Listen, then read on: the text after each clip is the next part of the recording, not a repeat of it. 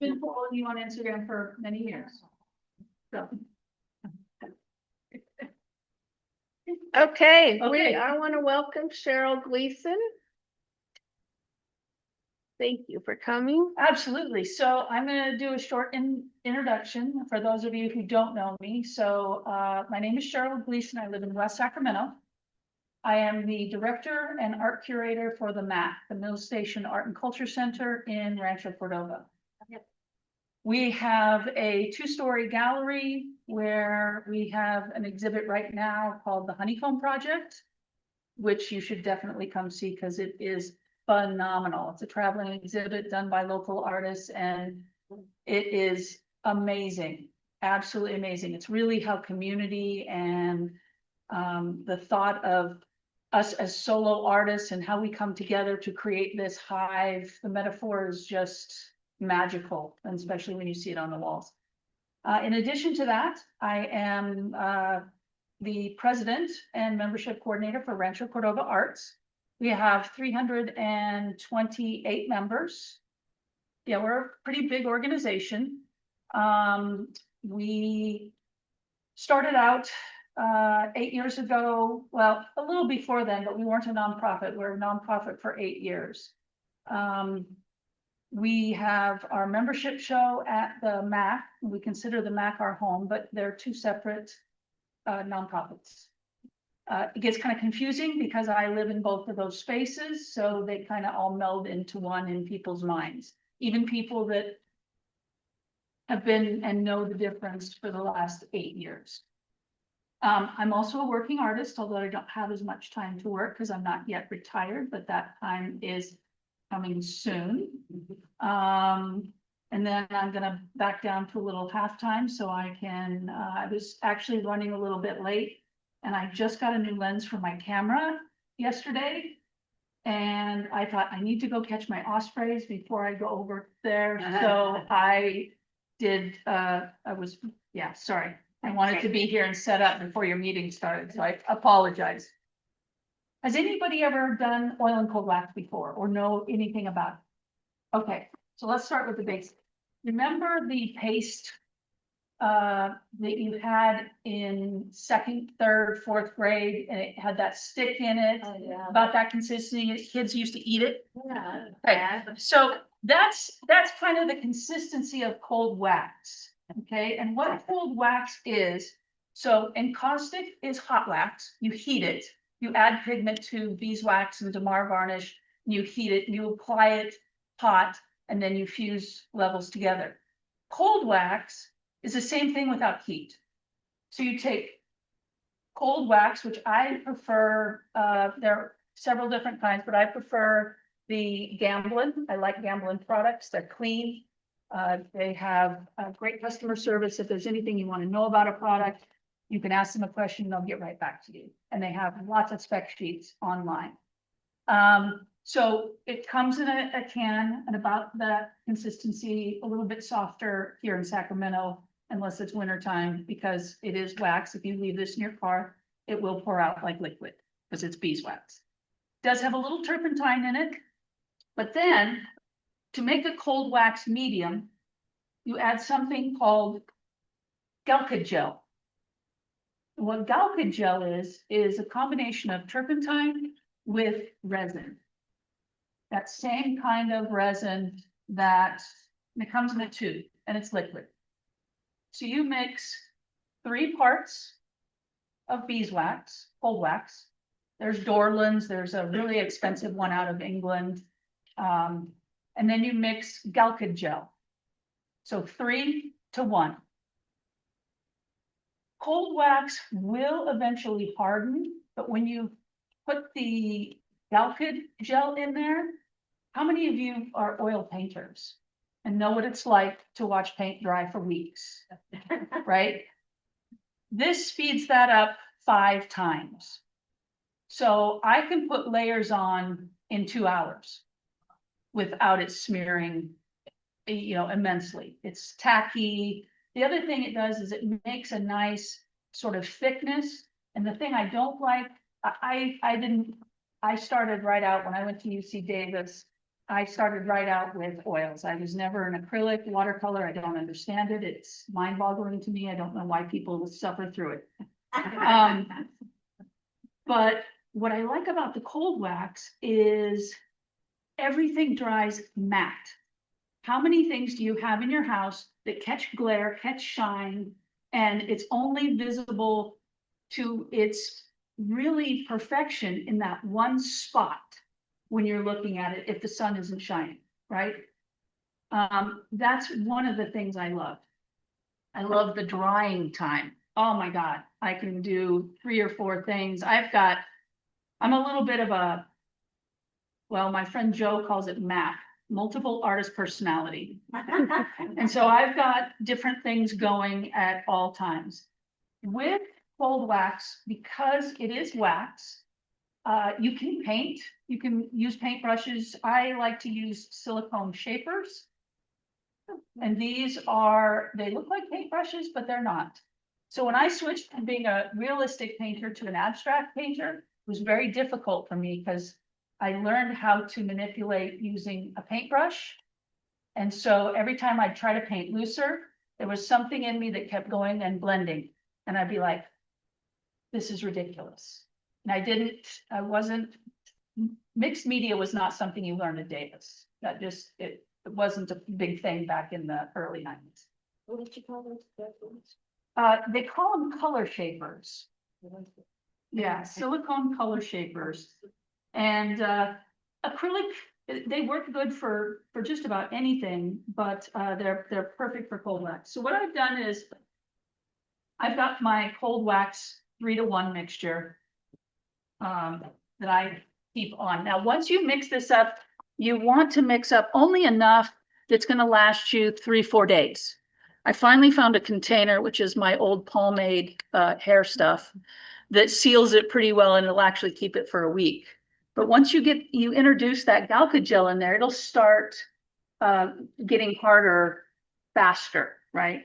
It won't retain that silky supple shape. Now, one of the things, as you look at some of the examples of my work, this painting called Norwegian Mountain Town, 3 colors. These 2.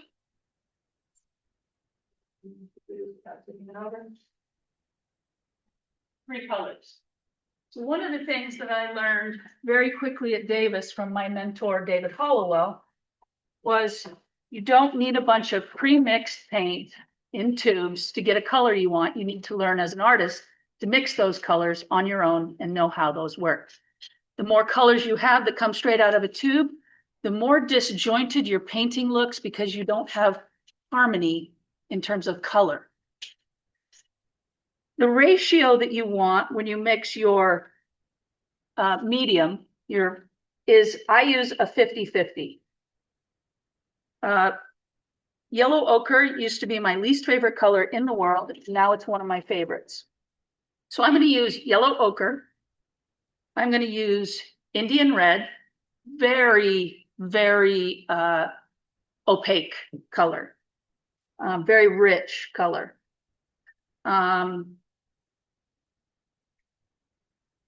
And then my favorite blue in the world, which is Prussian blue. And then the only other color I'm going to use is white. Again, I use a lot of Gamblin products, but my other favorite is Utrecht. Blick carries Utrecht. They bought them several years ago. The Blick paint is not the same as Utrecht, which is why they kept the Utrecht brand, because it's been around for hundreds of years. The Blick is a much inferior product than Utrecht is.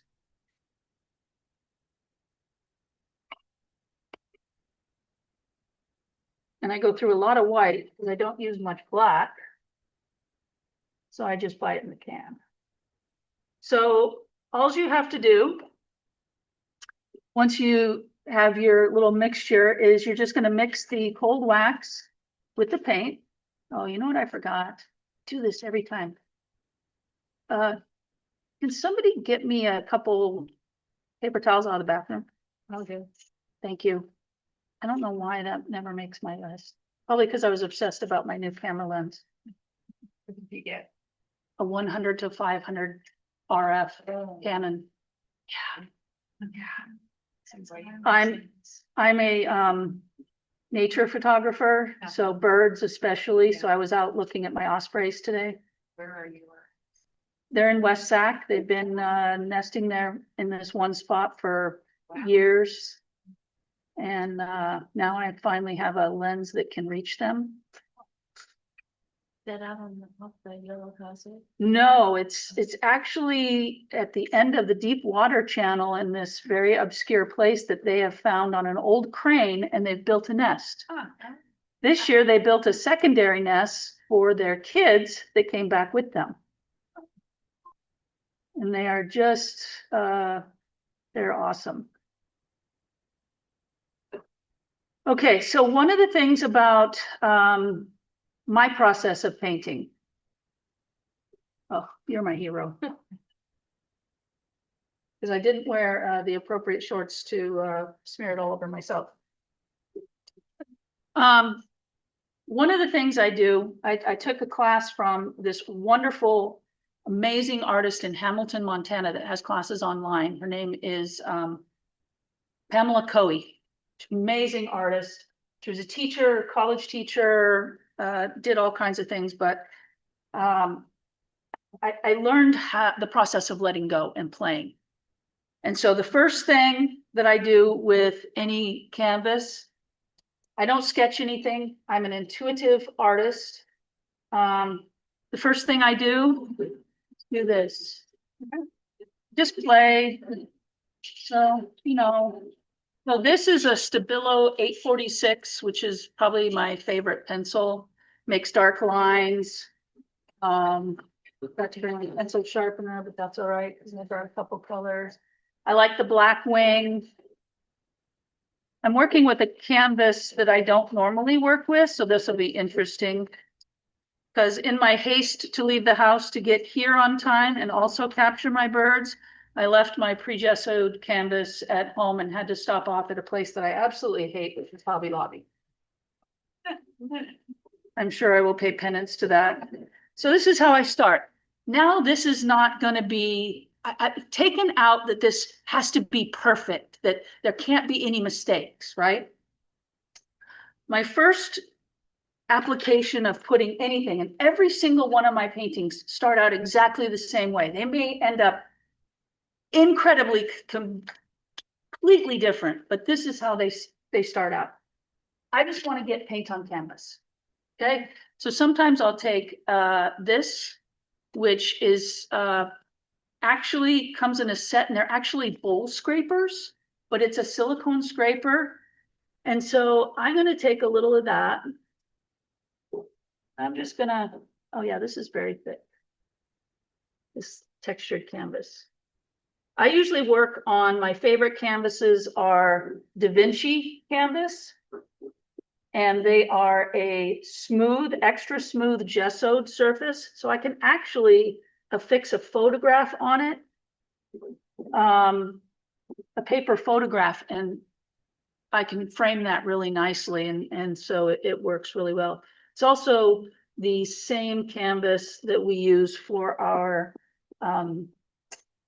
Rancho Cordova Arts has a fundraiser that we raise money so that we can give teachers art supplies, so that every kid can have art in their life. And this year we raised over $27,000. So we're going to be giving a lot of teachers some nice art supplies. They get to pick what it is they want. They send me a list. It's an amazing program that I'm extremely proud of and happy to be a part of. So my first goal is just to kind of get some paint on the canvas. And because this is medium texture, it's going to take a little bit more than usual. So it seems kind of like, well, you just covered up everything you did. I'm spreading color around and just kind of getting some basic color on.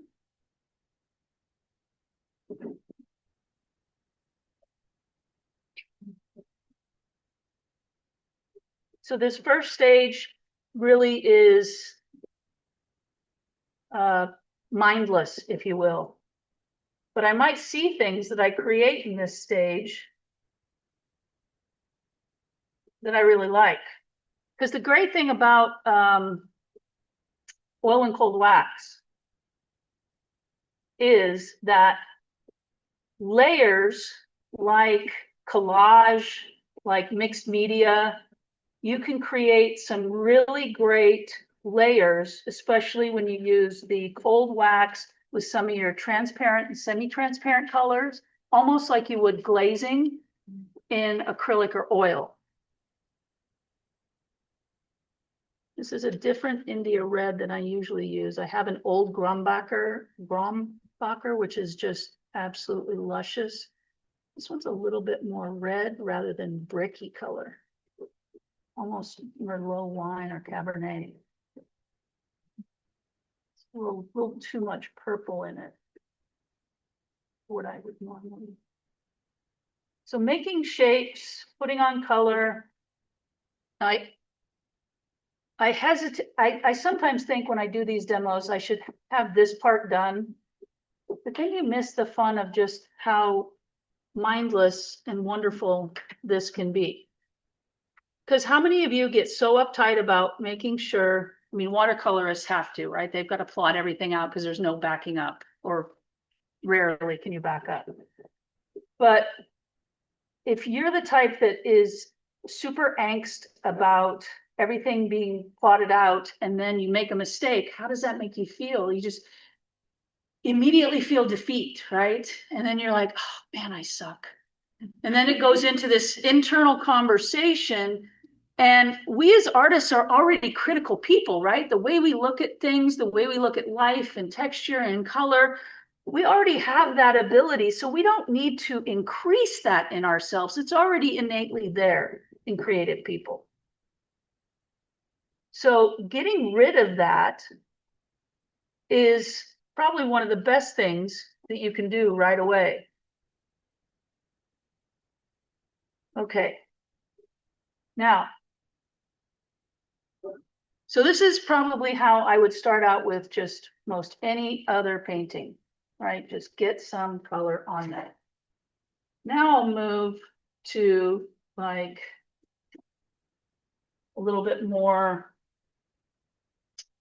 I won't call it planned, but structured. I'm going to mix a little, I love ochre and Prussian blue for the greens that it makes. As you can tell, green and blue are the two primary colors in almost all of my paintings. They're rarely not there. So this just has this lovely consistency. And so you can go in and you can just, now I will tell you that I spent a good deal of my life. I heard somebody say that, oh, they shop at Nugget every Saturday. Who was that? Friday. I used to work for Nugget. I was the director of training for 6.5 years and helped them to become the top 500 companies to work for.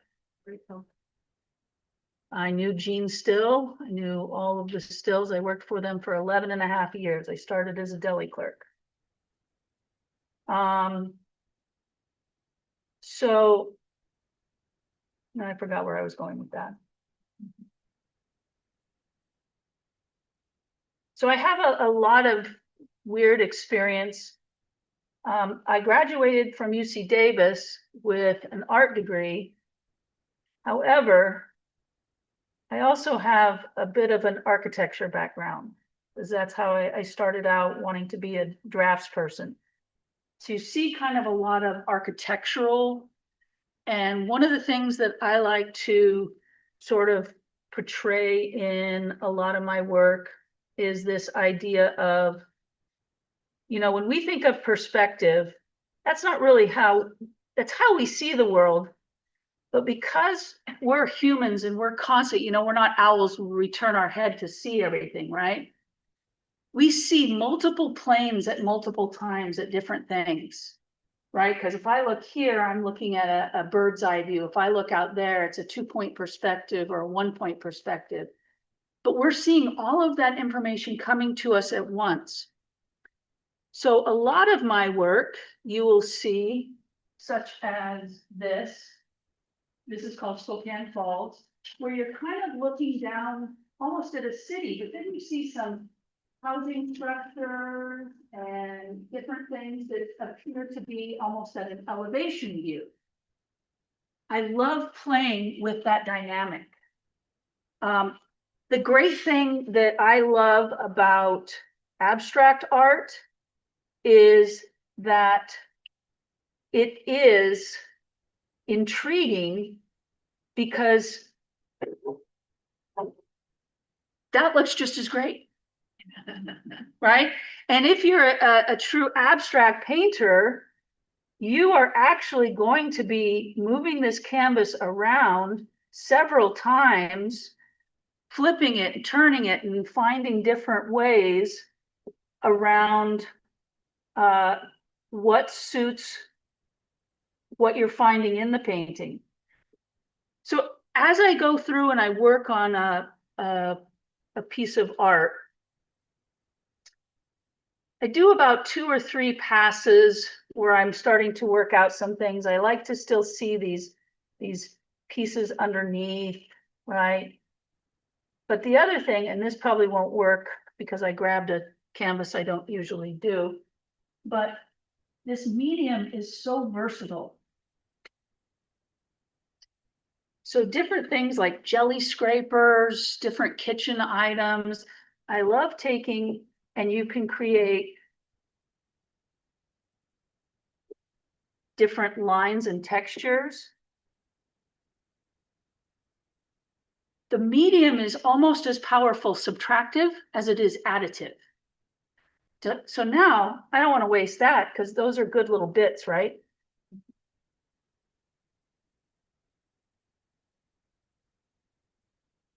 So now something like this, where you can put little scratches like this, you know, what does that look like? You can't use acrylic with oil, obviously, and you've got to keep that ratio or understanding of fat over lean. Lean is water base, fat is oil base. So if you start with oil, you cannot put acrylic over oil, but you can underpaint with acrylic and put oil and cold wax over it. You can also just use cold wax as a sealer for your acrylic paintings. It is a marvelous sealer, and for centuries, artists used this instead of, you know, glossy varnish. People like Jasper Johns did a lot of oil and cold wax, did a lot of encaustic work.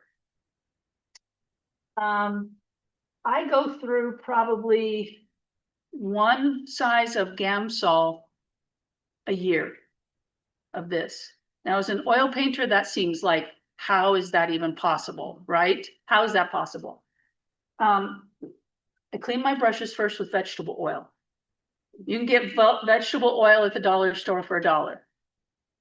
You dip it in there, you clean the majority of the oil off your brush, keeps your brushes supple, and then you do a final rinse in the Gamsol. And I like the Gamsol because you can't smell it. It is the only really true odorless and so much better on your skin. I will end up like Delacroix with paintbrushes and going crazy and from lead poisoning, I'm sure, as I used a lot of cadmium when I was an art student. Other things go really well. So if you've got something that's oil and wax based, anything that's wax based can go on top of that. Oil pastels. Oil pastels work great on, especially on this medium grit canvas, because it has some tooth to it.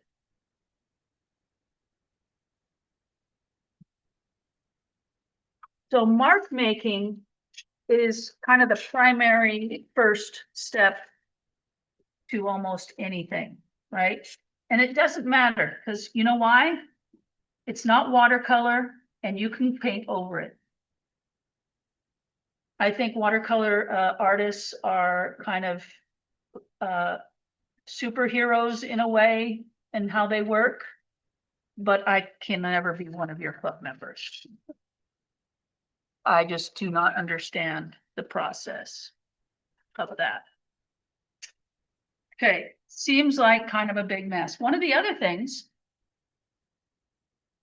is I want to show you what this medium can do and what it can accept, right? Anybody ever use the Stabilo Jumbo markers? They've got a wax base. These are excellent little mark making tools as well, that make great.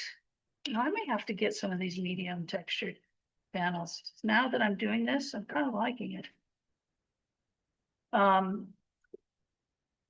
Almost every abstract artist, and I will tell you, Allison has some signature shapes in her work that I've noticed. She's an amazing mixed media artist, for those of you who don't know her. I invited her here because she lives on your side of town, although she is a Rancho Cordova Arts member as well. And if you, she's going to be teaching a class at the MAC for all of $10, because that's how much our classes cost, $10. We supply everything. You just come and have fun for 2 hours. You learn a new medium, you talk with an artist, you get to know their process, and you're there in community with a whole bunch of people that are just there to have fun and explore and play, and no pressure. And $10 is like a Starbucks and a half. It's super cheap and easy. I didn't manage to do that. Public, taxpayer funded. Oh, The MAC is fully funded by the taxpayers of Rancho Cordova. nice. Rancho Cordova is a very hip and city that knows that the arts are incredibly important. So we have concerts, we have classes, all our exhibits. We have solo exhibits upstairs. We actually have, you mentioned SAC Fine Arts. I found this gentleman by the name, do you know Frank Lopez Montanique? It's an older guy, gray hair. He's 79 or 80. He's having his very first solo show at the MAC this month. Nobody sort of understood his work. And when I was a juror at SAC Fine Arts for Bold Expressions, he won Best of Show. And his wife and his neighbors all came up and asked if they could hug me. And I was like, sure. And he was just, nobody really understood his work. It's fascinating. His work is absolutely beautiful. He's a watercolorist, but you'd swear it was acrylic. And his artist talk is going to be on the 24th, which is next Friday. So one of the things, using stencils, like cut out pieces of paper that you can cut out yourself to create a line like this, is a technique that I've done and like. So I can create a specific edge, and it's just a piece of cardstock that I've, sat and played with for a little bit. You don't have to put a lot of pressure. One of the things, I have arthritis, and holding paintbrushes and squeezing that paintbrush a lot really kind of did not make my arthritis feel really great. And I find that I barely hold these in a way that I would hold a brush, and I don't get that cramping in my hands. So I'm moving color around to try to create a little bit of balance. One of the other things that is really great is if you want to create some sort of specific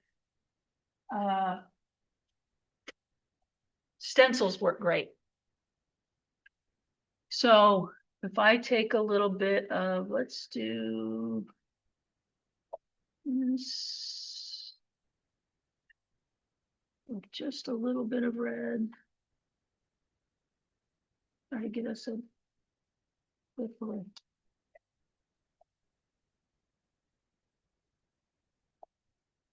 It's okay, there's a little green in there.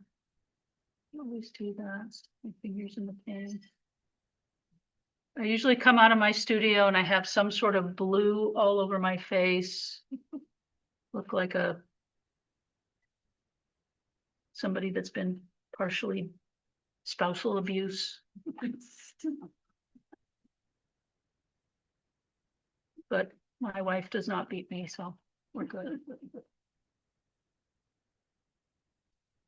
Okay. I'm much cleaner about this when I'm at home and not in front of people. Way cleaner compared to me. Yeah. So I'm just gonna pick, so this is where I'm doing sort of wet over wet with a stencil.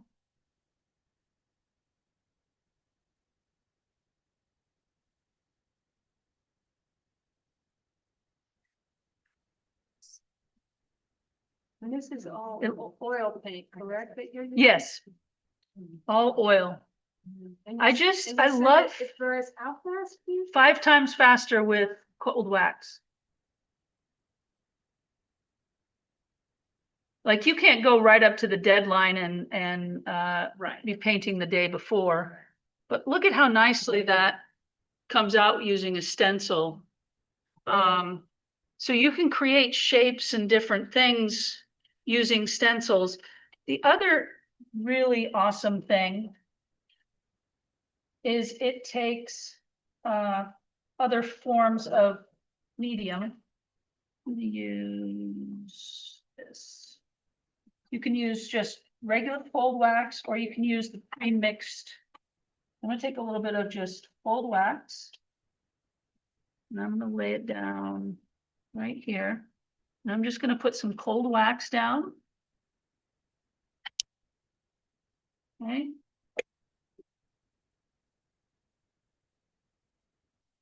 I'm gonna take some. So I'm familiar with the jelly printed papers that we create, those of you that do mixed media. You can take paper like this. Thin paper like this is great because it then picks up everything below it and creates this really good dynamic of having multiple layers and a lot of depth. You can take something as thick as this, which is a little thicker than I'd say 25-pound paper that is a cutout, and I can just put that on there. And I'll put wax over it.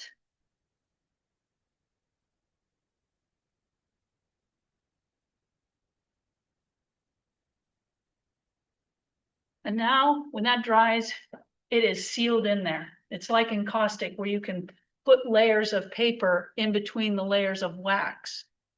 And circles and dark objects like this are really great to do that with. I'm gonna do a little of this so you can see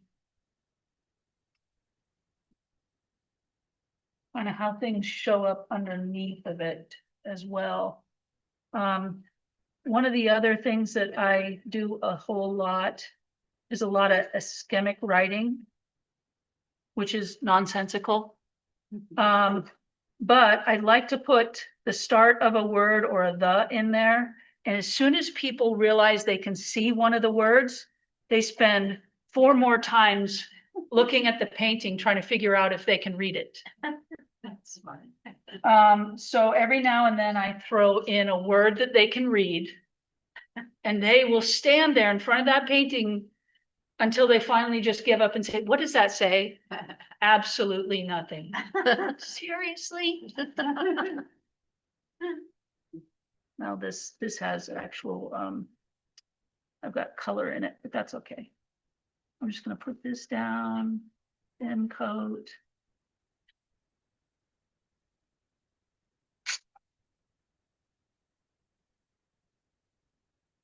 And then just press that in there.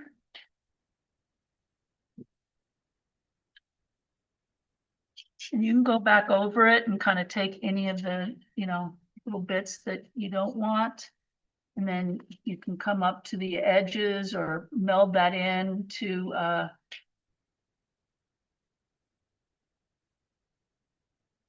make it synchronize a little bit more with the painting.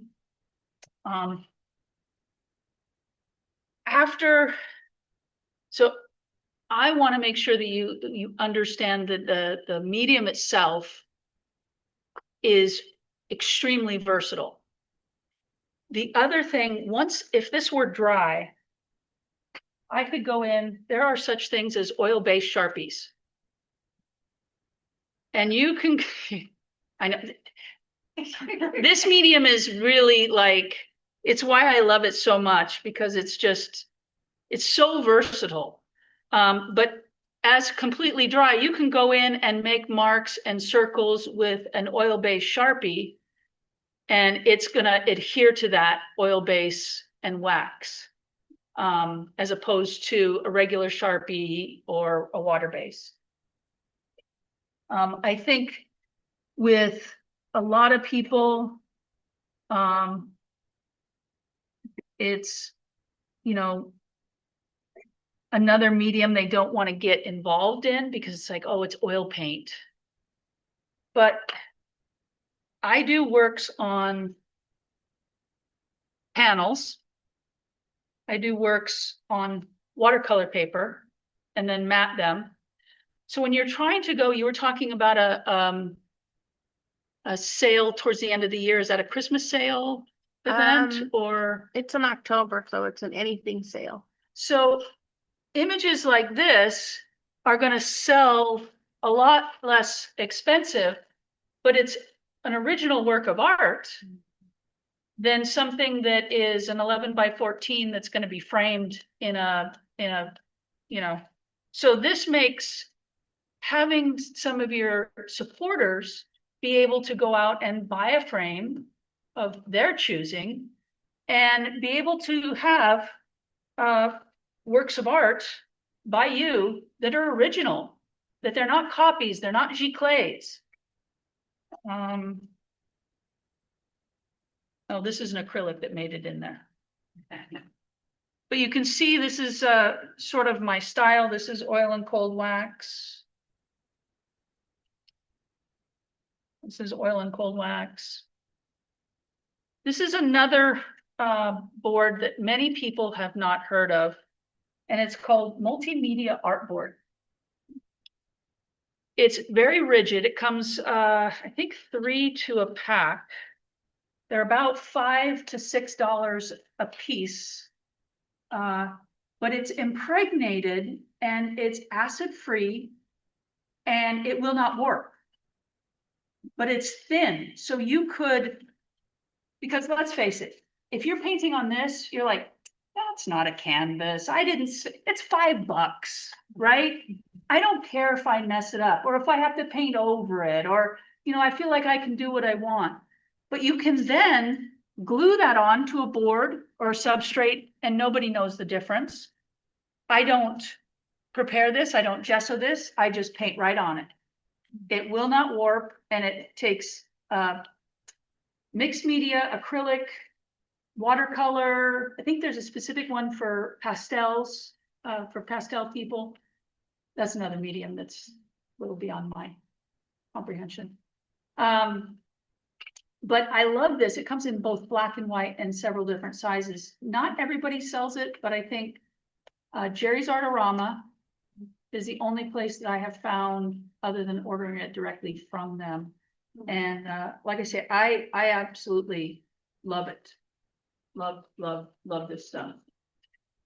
What company makes that? It's called Artboard. It's a trademarked thing. And it says acrylic, oil, pastel, pencil, cold wax, and watercolor. all mediums, one board. And if you try to cut it, it's almost like, because it's been pressed down and it's been impregnated with things that will allow it not to become super absorbent in terms of warpage and pulling away.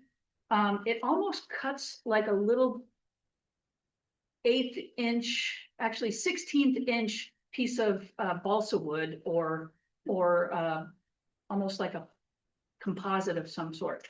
So I try not to like cut it up, although I have done that. But it's also a really good thing for if you travel. That's an easy thing to stick in your backpack or your case, so that you can do your watercolor, you can do your acrylics while you're traveling, and have it be reasonable. Art, multimedia art board. That's it. And you want to look, it comes up, and it's made in the USA. It's got a pH factor of 6.7 to 7, and it's impervious to mold, mildew, and insects. I like the insects part, because the last thing you want is something that's got a glue in there that cockroaches love, like cardboard, right? You don't want that. So I like to, because a lot of these things people just, they don't know about. So I like to broaden people's horizons. Any questions while I just sit here and doodle, and I can answer those questions? About me, about the oil and cold wax, about the MAC, Rancho Cordova art. I have a question, Cheryl. Yes, Jackie. Okay, I've used the cold wax before and I really liked it a lot, but I didn't know you could mix it with something else. I looked up real quick, that's Gamblin. Do you spell it Galkyd, gel medium? Is that what that is? Galkyd, yeah. Galkyd, okay. They have two. They have one that doesn't have as harsh chemicals in it. Okay. It's called solvent free, I think. I don't like it as much. I don't know why. I guess I just like chemicals. I'm not really sure why it is that I prefer this. I think part of it could be the drawing time really appeals to me. But the other thing is, and it works just as well with brushes. You have different sizes of silicone shapers. So for example, this one, I can do thinner lines.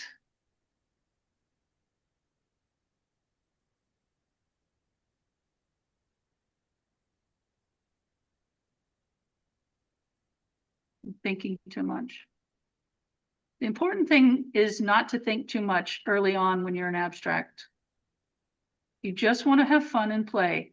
Because think about, when was the last time you were doing your art where you just didn't think about something and you just played? I mean, there's enough stress in the world already that just not thinking and playing and breathing and, you know, seeing what comes out of that is just immensely refreshing for your body and soul. I have a question for you. On your floating frames, Yes. where do you get those? Oh, I get Cardinal frames. It is a composite, it's not wood, from Jerry's Artorama. Oh, My two primary sources are Blick and Jerry's Artorama. I tend to get more paint from Blick and more substrates and frames from Jerry's. Jerry's has great pricing. Their customer service is really fabulous. you just buy it and put the art in it yourself, right? Yeah. Yeah. Yeah. And I have learned with the panels that I use that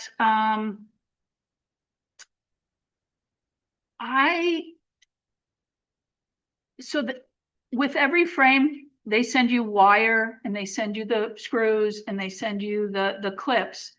Now, canvas works really well on the Cardinal frames because it has a deeper back edge on it. So for mine, you can't get the ones that they give you don't fit because they're too long, so you've got nothing to screw into.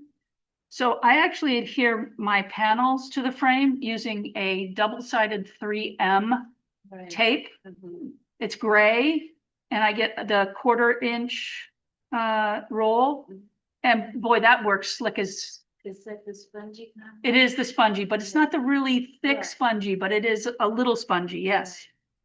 And that I haven't had anything fall out accidentally, but you are also able to push it out without breaking anything and change if you so desire.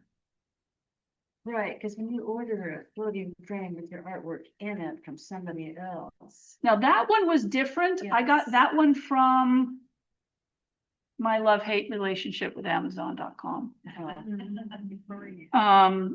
But all of the two over there, Marie, like that one that sits on top, that one is a cardinal frame. And I really like that.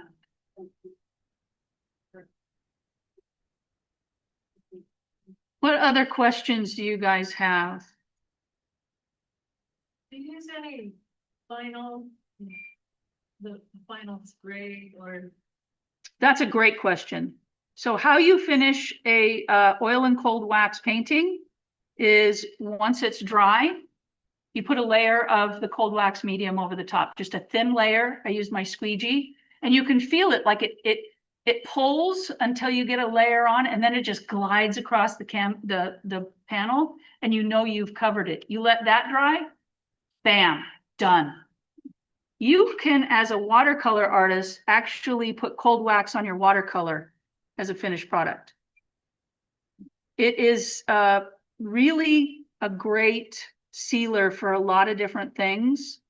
I typically use not just the plain cold wax, although you can do that. I typically use it with the resin in it because what resin does is it creates a hardness and a drying faster, which those of you that have done either work in different types of acrylic, like acrylic, what is it? Golden Open dries way slower than regular acrylic paint. They don't all dry the same. Similarly, oil paint, there are a couple things like if you use, one of the reasons I like using ochre is it dries really quickly. I'm very impatient. I work full time.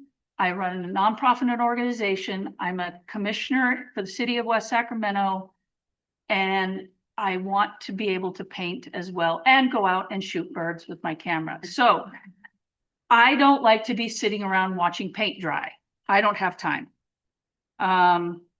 So things like little things like that make it easier for me to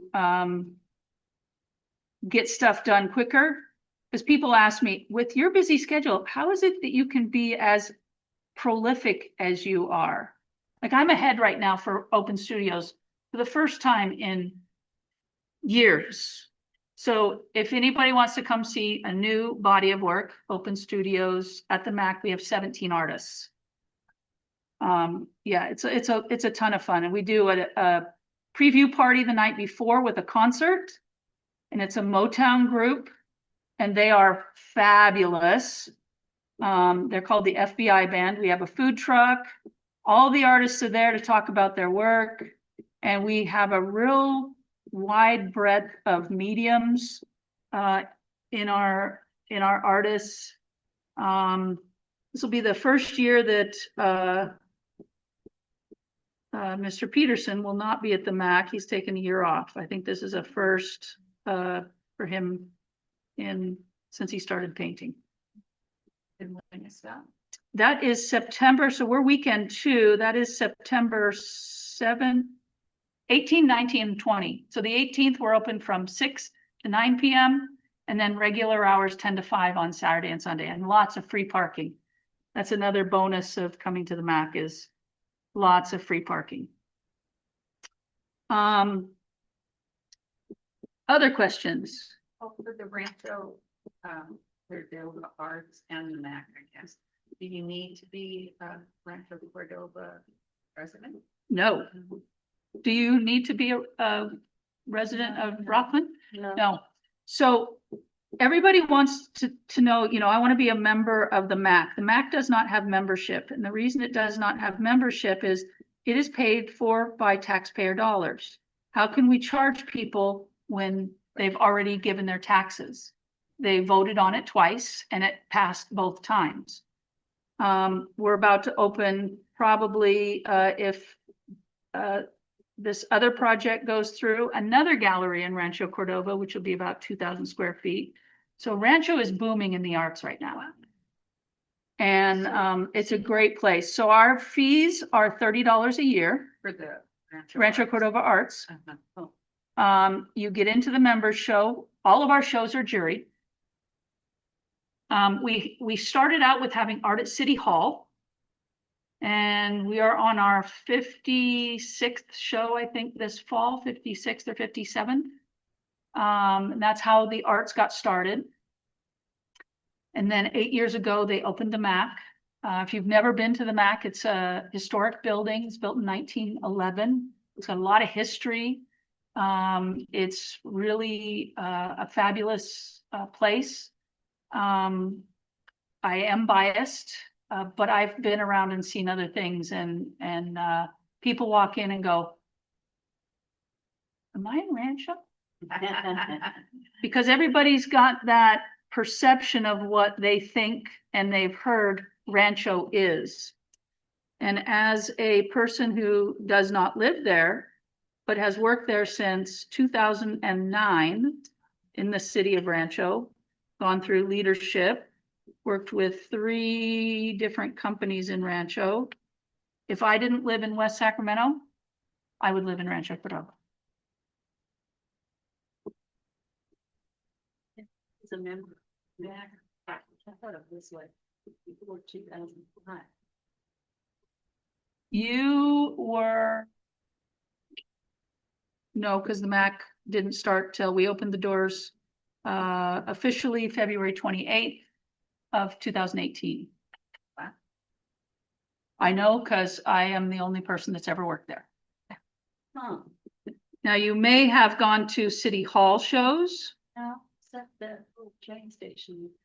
Now, they had a couple events. They had a Lincoln Highway thing. We've had pop-up galleries where we've done different things around Rancho Cordova before we had the MAC. Oh, so maybe it was Rancho Cordova Arts. I think so. Yeah, okay. And the reason why that started was when Linda Nunez came to Cordova Community Council and asked Shelley Blanchard, where are the arts in Rancho Cordova? She said, we don't have any. And she said, as a new resident, that's not very good. Yeah. And that's how it was born. And Shelley said, you're right, because she comes from a very artful town in Michigan. You're right, we need to change this. So sometimes just asking a question, Right. look at how things snowball. And so once we established that there were many artists in the area of Rancho Cordova, so you used to have to be working or living in Rancho Cordova to submit to those. That's how I found this, is I worked for Heald College. I was an artist. I worked for academics, but I worked in Rancho Cordova, so I could submit to these shows. And someone said, one of the advisors said, hey, do you know about City Hall? They have art shows over there. I'm like, what? So I went over and participated. And a few years later, they said, hey, we'd like to hire you to do this. Right? You just don't know what thing is going to lead you. What's this? This is the Gamsol. Okay. I bring this so people can see Okay. labels because we're very visual people. If I held this up and said, this is Gamsol, you'd be like, I don't know what the heck she said. But if I show you this, you're going to be like, oh, that was that vermilion and white colored label. I'm going to go look for that. And I remember it was a golden product, right? So, yeah. So you can do anything. And like I said, I have no plan, no anything for when I start working. It seems like a really big mess. But here's what I will tell you. Before we leave here today, we will take a picture of this piece of mess. And then I will send you a picture of this piece when it is finished. I did the same thing for Folsom. And the piece that, that I did for them, I actually sold in my solo show at Anu's. We have another gallery space in Rancho Cordova called Renew Imagination Gallery. She also is run by a woman who lives in Rancho. She's a hospice nurse for the last 25 years. Amazing human being, loves art. And she has 7 studios there, all full and a waiting list. But she also has a little gallery and has shows every month. So, you know, as one person said, it was you, but you switched seats. Stop messing with me. Opportunities don't come and find you usually. You've got to go out and look for them. And so as a community, the old way of the artist keeping everything tight to their vest, that is long gone. The internet, everything is out there if you want to search and look for it. But isn't it nice to have some verbal conversation and share our resources, share our tips, share the things that we've learned so that other people don't have to go through the painstaking, arduous process of finding them. I have shown at ACAI, but look up Renew Imagination in Rancho Cordova. It's right off of Bradshaw and Lincoln Village Parkway. It's about 3 blocks, no, it's about a mile from the MAC. And there's lots of things. So if you're a member of Rancho Cordova Arts, you don't pay to be in the members show. Our shows at City Hall do not cost anything. Everything is juried. We don't want the perception of, oh, well, you picked these people because they're your, we try to keep it very professional, very professional. We do a lot of professional development with our artists. We have classes on all kinds of different things from copywriting to writing grants to how to price your art to just like lots of different things. When you are a member of Rancho Cordova Arts, then you get to enter the MAC shows for free. So you don't pay, whereas an outsider would pay a $30, $35 fee. We have really 10 to 11 shows a year. Not all of them are local artists. Like next year, I'm starting with an exhibit from the Smithsonian. It's my second Smithsonian show. It's called Japanese War Brides. And the first one that I brought from the Smithsonian 2 years ago was about the Japanese American experience during World War II, when we incarcerated them. And do you know that not one museum, gallery, library in the state of California had ever rented that exhibit? And we are the epicenter of when this began. We had the most Japanese Americans and the most concentration camps in the West Coast. And yet a very small gallery in Rancho Cordova that lots of people don't even know about is renting a Smithsonian exhibit. So it's a legacy that I'm extremely proud to leave behind. I had a coworker that was born in Japanese syndrome. mhm. What other questions do you have? Oh, Yes. I feel like for the oil, probably fine. What do you like about it? I think because I started in oil, and you would think, as impatient as I am, that acrylics are like, would be the best thing, you know, that ADD map sort of mentality. However, there is a suppleness and a silkiness and a color consistency across oils that acrylics cannot match.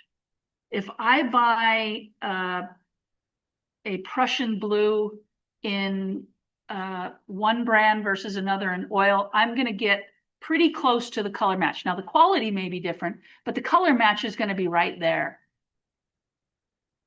With acrylic, boy, nothing is named the same. Every company has their own names for the same color, so you don't know what it is you're getting. They're all so varied, and there are so many of them. But it is what I like to use to do mixed media with.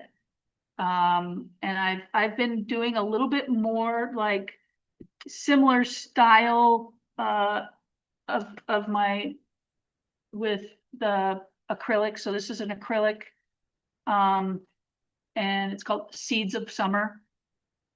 And I like it for that. And I like it for that mixed media thing, like ATCs and all those fun little things. But when it comes to like really doing something, then I always come back to here. And I like encaustic. I'm not as good as, we have some amazing encaustic artists around the area. Linda Nunez is one, Barbara, can't remember, she's up in El Dorado Hills. Her work is stunningly amazing. There's Charlotte Cooper. There's many, many really great encaustic artists. For me, because it's a hot plate and you're working hot, it's a seasonal sport. And in Sacramento, that season is very short. So winter only exists from like November-ish to February. And so I don't work in it often, but I'm hoping in retirement, I can also like bust out of those boundaries and do a little bit more of the many different things. Because I also love to travel. So I usually bring acrylics. I bring watercolors with me when I travel, and I never use them. So I started bringing acrylics because I was just packing stuff to pack it. Cheryl, can you spell that gothic gel? Yeah. GALKYD. Yeah, it's kind of a trademark name for Gamblin. Okay. And like I said, they have another one that's called solvent free. It's a little less harsh. It works. It's fine. I don't know why I like this one. I can't really, pinpoint it. I feel like there's more resin in this one, maybe. I don't know. Different turpentine. I don't know. I know we're not ending up with a huge flower or a beautiful painting. But when I do a demo, it's about teaching you about the process and the product, because you already have the creativity. Each one of you could take this. I have a class which is already sold out on August 1st, which will be working in a series. So sometimes I'll work on, I'll cut Strathmore oil that comes in a roll. You can cut that out and then position that in via tape and block it off into like 8x10 pieces sizes, and then work on 5 or 6 of them at a time. And that's important because that gives you a series. So if you're trying to, as a artist that's emerging or trying to figure out how is it that I can have a solo show, how can I get a body of work that'll be recognized in a gallery because I'm like all over the map. I'm ADHD, like I'm doing this, and nothing really gels. And if you're going to present yourself to a gallery or a gallerist, you have to have a cohesive body of work.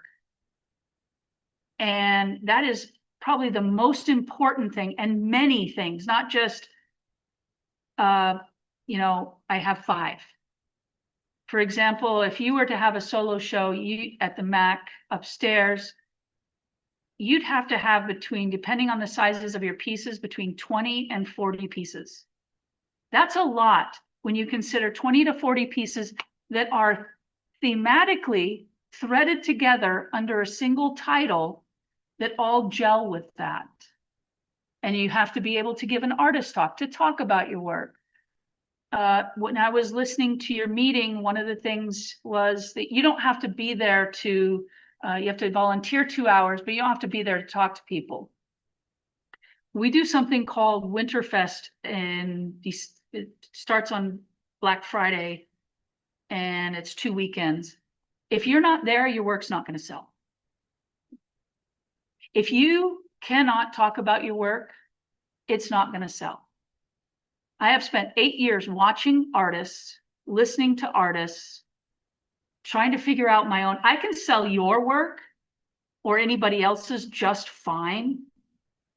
But when we start talking about our own work, all of a sudden, Gabby Gert becomes, if you have any questions, let me know.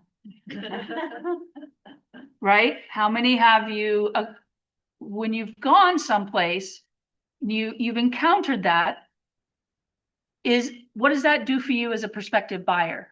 Is that interesting? No. So you have to think, okay, so what am I doing as the artist to engage people in what I'm talking about? Sometimes it might be the subject matter. Sometimes it might be the process. They talk about having, you know, businesses and entrepreneurs having an elevator pitch.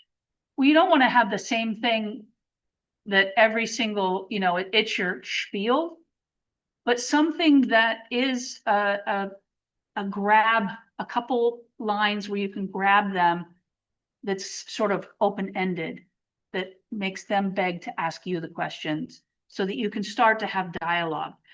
Because we look at art as visual people and as art lovers, and we like it.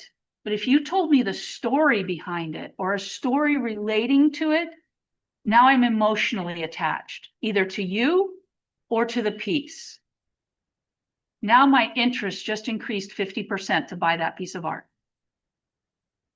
So if you can't, you could be the best damn artist there is, but if you can't talk to people, you're never going to sell your work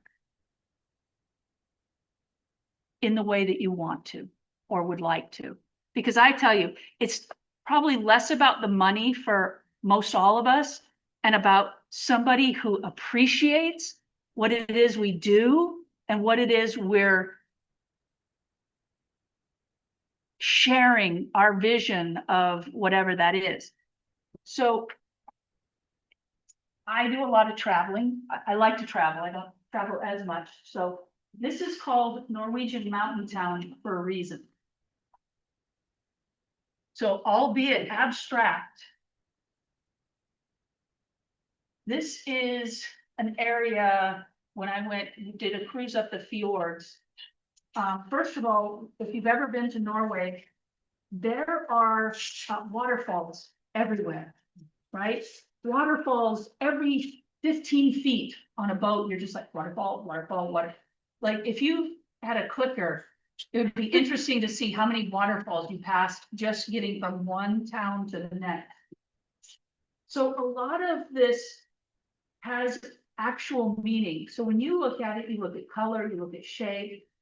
How is the color distributed? How does your eye move around the painting? So what happens when water hits, it splashes, it goes like this, right? Well, this is just an abstract form of that.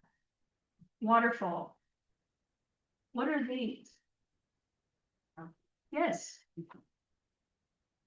The Norwegian countryside is just all this beautiful countryside and landscape and rock and greenery and snow. And then here's a house, here's a house. And then a half a mile away, here's 3 houses. And then 2 miles away, here's 3 houses. So, and there was everywhere we went, like steps and ways to get, you know, further and further up. So the great thing about abstract art is, to me, is that for the artist, there are things in there that mean something that you won't know unless you talk to them about it. Like Allison is teaching a class in November. And what are we calling it? Personal totems. And it is, they're 4 by 12, and you're gonna do mixed media. And it is to represent and possibly heal and what's the word I'm looking for? Memorializing, thank you, a person in your life, or maybe even a group of people in your life. Maybe it's somebody you've lost. You want to do this piece about them and for them. So you might bring some special paper or some documents or things you want to put in it. And there'll be paint and there'll be, you know, different markers and things that we're going to do. But those are the kind of things that bring meaning. But when you look at it, if you looked at the one that Allison has done for her father, that's just an abstract piece of art. This is just an abstract piece of art. No way without looking or talking to the artist would you know, oh, this is about an adventure to Norway through the fjords. You wouldn't get it. And again, just a few colors and that's it.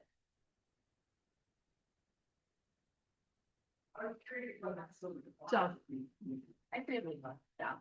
this one, Can you tell me about that? yeah, so I had one, its complement piece was San Francisco and it sold a couple years ago. Everybody loves San Francisco. I've done a couple because I lived there for 8 years. So Spokane, Washington is a place near where I grew up in northern Idaho by the Canadian border. It is where you have to fly in order to get to the closest airport. So you come to a different state so you can get to Idaho.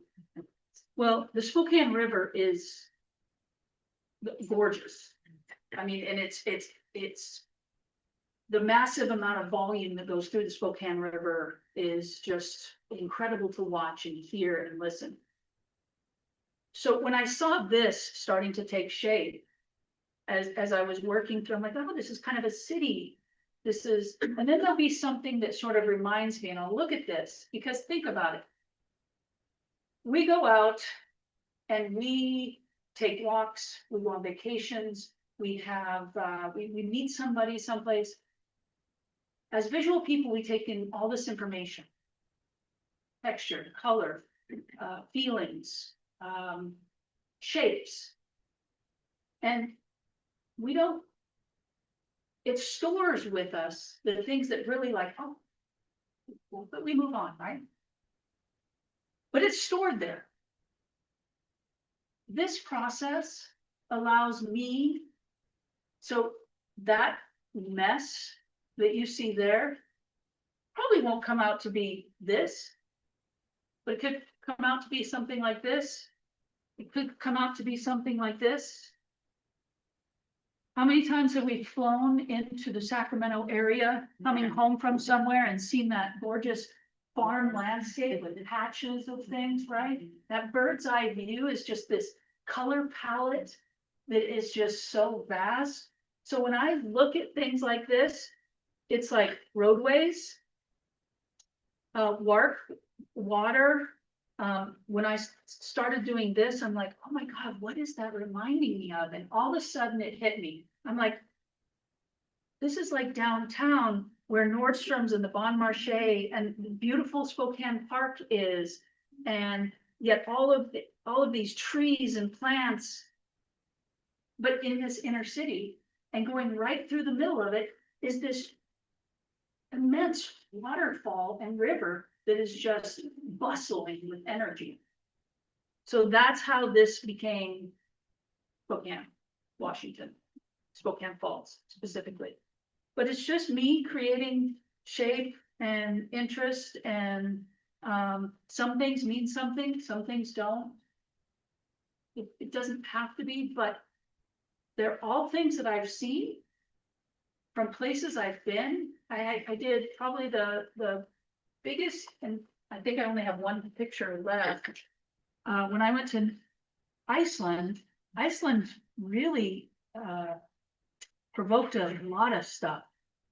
And I think Iceland and Norway are countries that really resonate with me, just because I'm from Idaho, I'm from trees, I'm from land, lakes. I grew up in a lake practically.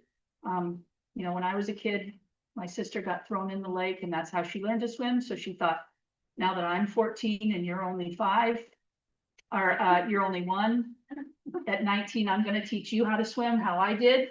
There you go. Good luck with that. She'll be all right. But so I think that's just in my nature, that sort of outdoors. That's my spiritual world, is nature, trees, birds, things like that. So all those textures of things can be found in many things. I'm very captivated by circular objects. There's a lot of iconography and archetypal stuff around shape and what we're drawn to. If you're constructing work, if everything is mark making in line really drives the viewer around something. If you have a lot of vertical or horizontal or vertical, it can become sort of stagnant until you put a diagonal in there, which disrupts, which goes to our new logo of the golden rule.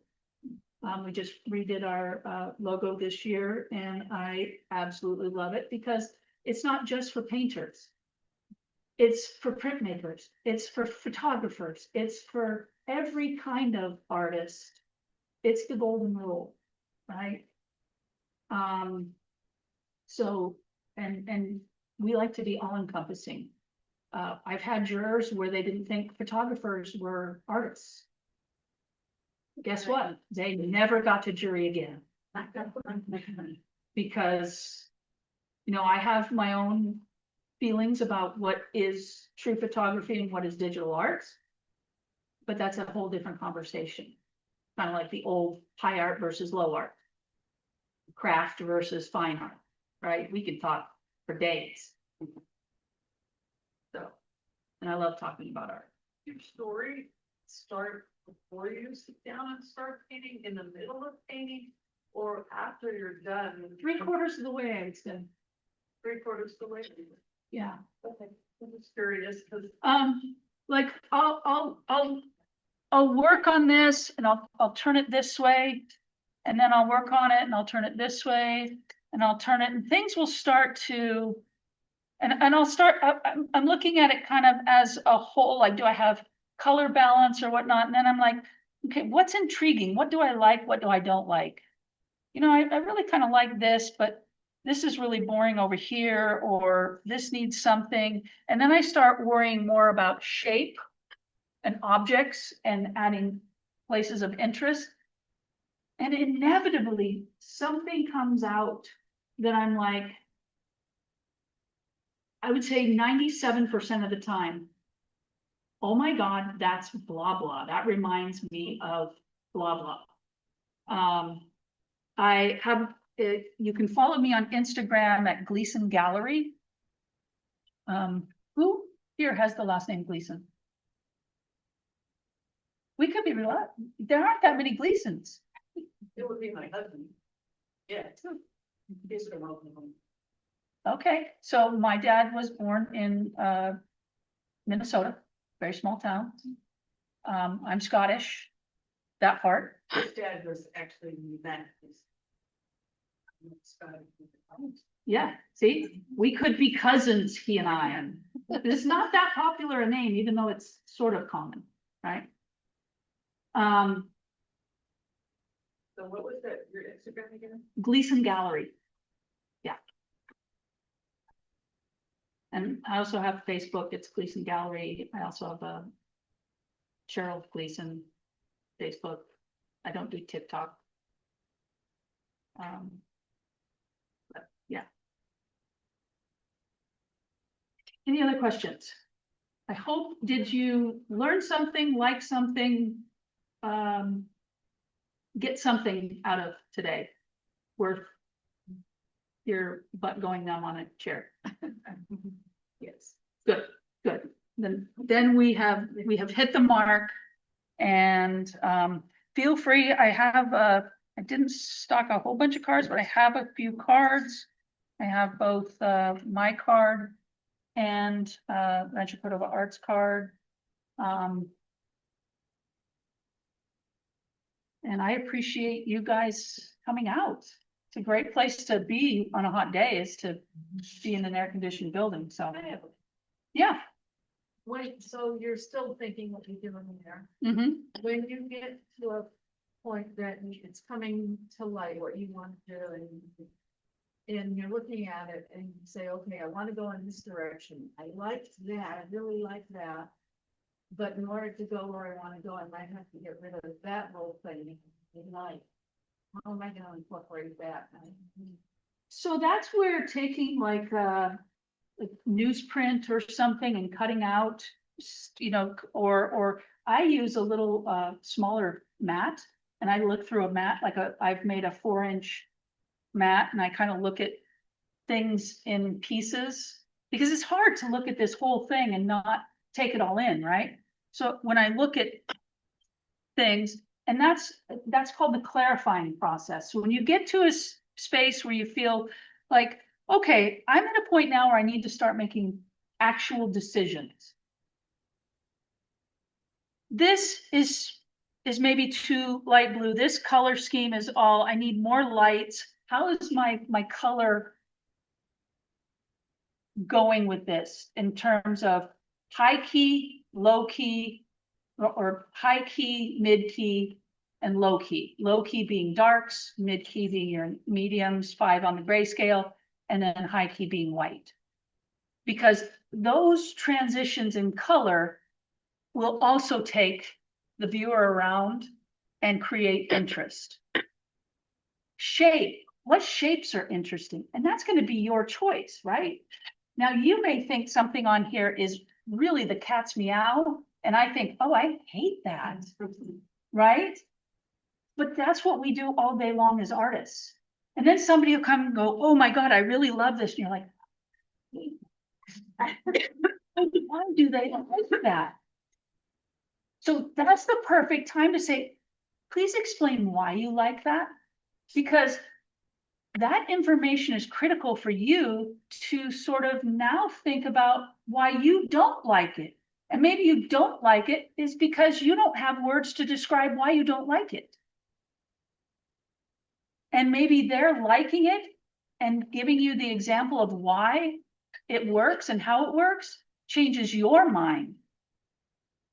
That's what critique is all about. And one of my hopes is when I start to go towards retirement, we can have a monthly critique at the MAC where we all just bring it in, and for 3 hours, we'll have some snacks and some wine, and let's talk about our art in a way that is beneficial for everyone, both the receiver and the givers, because that's how we learn the language to talk about what it is we're doing. So you play, you have fun, then you start to, recognize, and then you start to clarify. Okay, well, this would be more interesting if maybe this went all the way over here,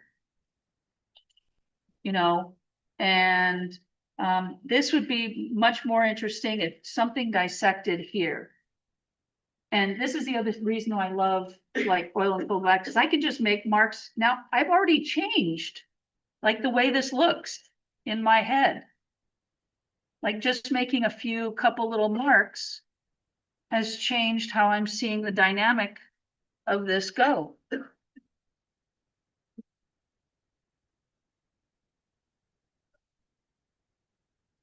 And then you go, okay. Then you play with color, then you play with shape, play with texture. Now, there's no difference in your medium for the ultimate question. And that is, when is it done? Am I done? I don't know if I'm done. And then you ask your friends, does this look done? What do you think? You put it on Facebook, you try to act right. I have the mentality of more is better. Yeah. But I love people like Allison that has very seemingly little, but there's so much underneath there that if you start looking at it, it's really there. Whereas when you look at this, there is nothing that says, hi, you're going to stare at me for several years before you figure this out. Right? Because there's so much. You'll look at shapes and see things, and I get people who go, oh, did you see that frog? What? Well, and that dragonfly. What are you talking about? A dragonfly?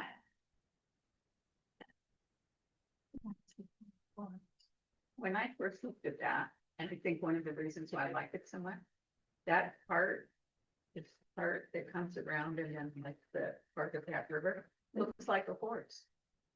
See? Profile of a horse, and I love horses, so immediately. Yeah, isn't that, I mean, we just see things, and that is the beauty of abstract art. Instead of people going, I don't understand it. Because they don't have a language. They've never been taught about how to have a conversation on it. That's where we come in as the artists to teach them about our art and why it's so precious and important. And even more so now today. And not, because I donate, I'm in KBIE auction. Artists support so many organizations and do so many. How many other people get asked, could you make this a little bit bigger but for the same size? Or would you ask a builder to build you a house with 2,000 more square feet, but keep it the same price as this one? There would never, ever be that expectation. But when it comes to art, somehow we are the people that concede. Why? Because we love what we do. We're passionate about what it is we do. And so sometimes I go, okay, I'll give you the friends and family discount.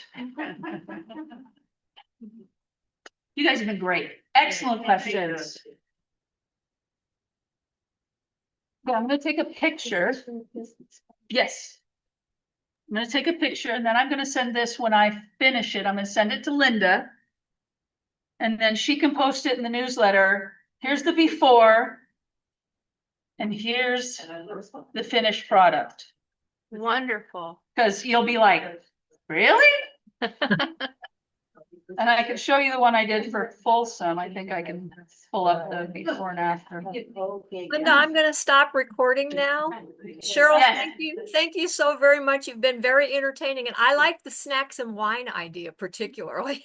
I'm a huge fan of snacks and wine. Be sure to send those pictures to Linda. I will. Thank you, Jackie.